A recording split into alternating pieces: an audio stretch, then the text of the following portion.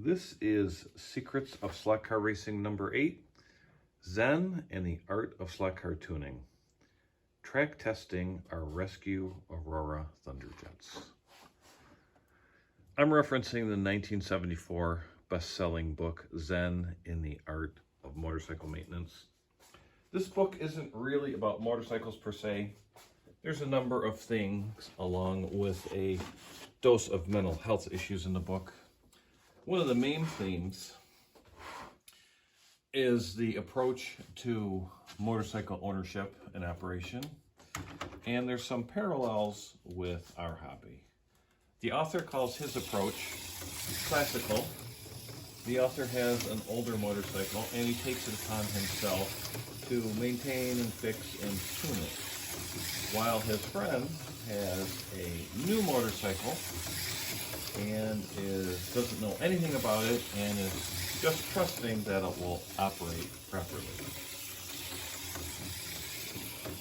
We have a similar dichotomy with the slot car hobby, with a number of longtime enthusiasts that have really made it an art form of tuning and enhancing the performance of their slot cars. At the other end of the spectrum are those who just want to enjoy a simple hobby.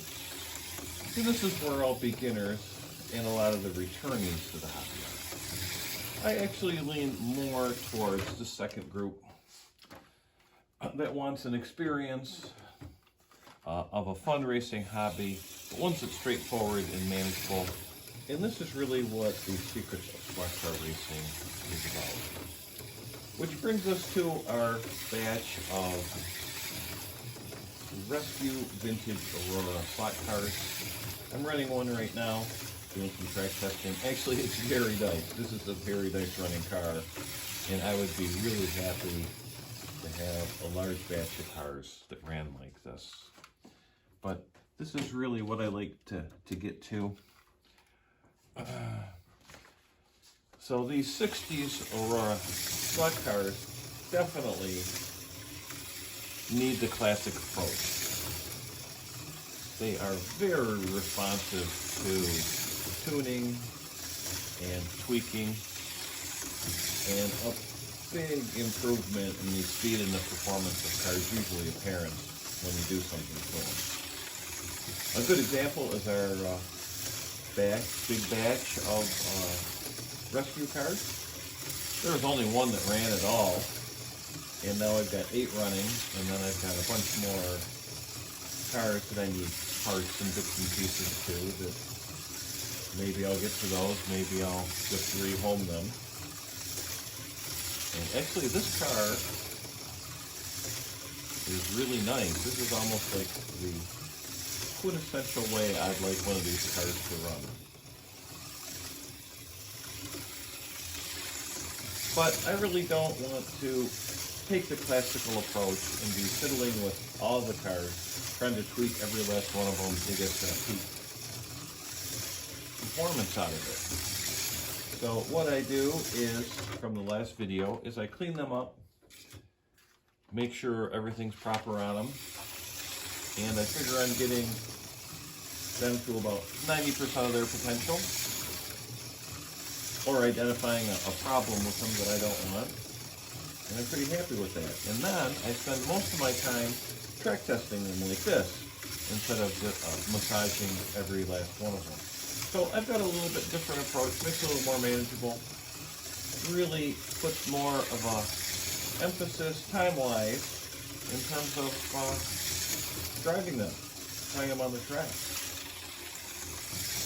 And really, when I evaluate them, I'm not really looking for the fastest car. I'm just looking for one that I would say is fun to run. And the track testing is really a good example of where all our elements of the Secrets of Slot Car Racing come together. We want to have a fairly simple or straightforward track that's not too complicated, but one that you still have to drive a little bit.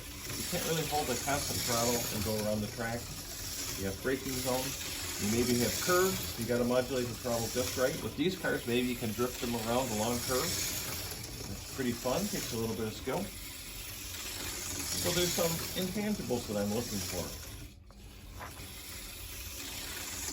And when you get a car like this, the other thing you need is we need to have good throttle control. We need to be able to go slow speed, medium speed. So you need to have good control of your car.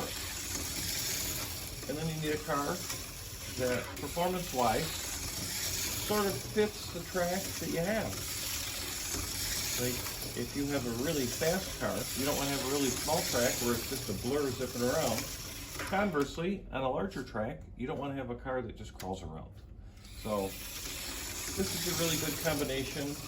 We got an 8-foot long track, I don't know, probably 6-foot long straight for these old vintage Aurora Thunder Jets. Makes a lot of fun.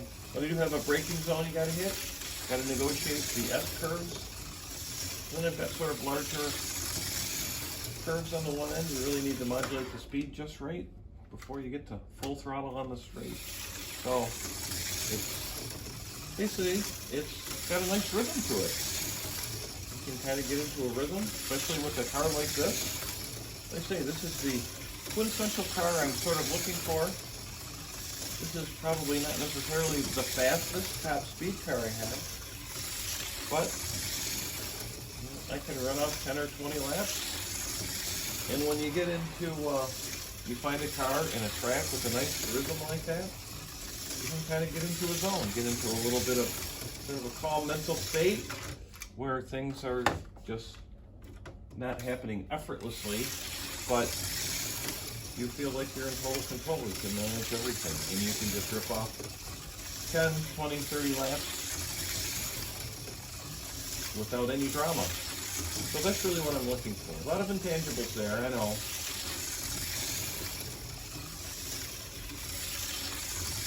The problem is, I'll start doing this, get into a bit of a zone, having fun with one car like this, and before I know it, an hour slips by in the blink of an eye. So this is why I'm have the Aurora Thunder Jet experience, to show people what it's like just to drive these nice old vintage cars on a proper size track with the proper control. And there's nothing hopped up about this car. And it's just standard wheels and tires. Well, not tires, I actually put silicone tires on the rear. But that's